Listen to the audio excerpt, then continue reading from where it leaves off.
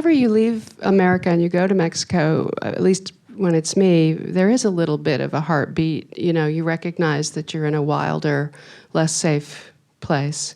Yeah.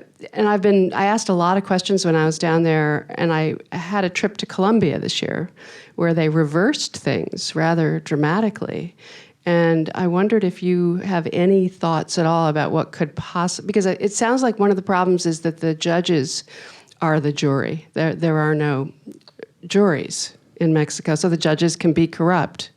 And that as long as you have no rule of law, how can they ever win? Yeah, you know, obviously Cartel Land is not a policy film, and, you know, there's no talking heads, there's no experts, there's no, you know, so... Right or wrong. Right or wrong. But it's a multifactorial problem with many different parts to it. I mean, at its heart is what you said, is that, you know, there's no rule of law, and, you know, that's part of what fascinated me in making this film, is sort of what happens when government institutions fail. What happens when people live in a society where they have no one to protect them? You know, the very institutions that we take for granted aren't there. Or if they are there, they're working in collusion with the cartels. And that's why movements like this rise up. That's why the auto defenses rose up. That's why we see movements all across the world today rising up in similar ways, and we have seen throughout history, and we will continue to see throughout our future.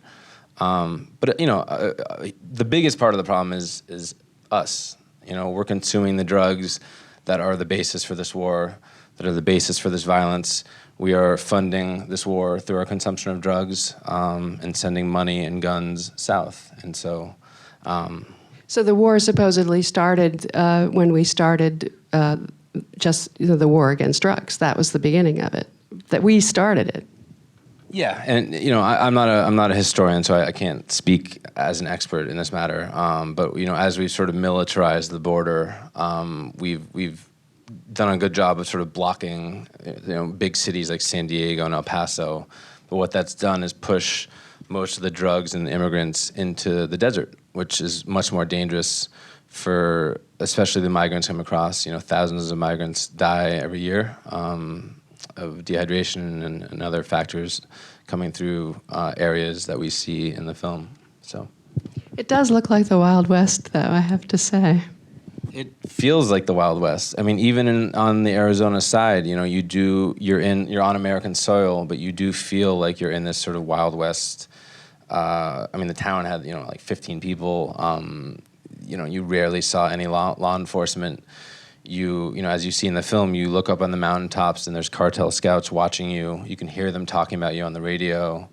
So obviously, you know, this is not an exact parallel between these two characters, and the violence in Mexico is much more visceral and real. I mean, there's, you know, between 80 and 100,000 people that have been killed since 2007 in Mexico. 25,000 plus people disappeared in Mexico. And, you know, we're not seeing that violence in the US. We're not seeing that violence in Arizona. So that fight on the Arizona side is much more sort of theoretical. It's much more of a fear that these Mexican drug wars will seep their way across our border.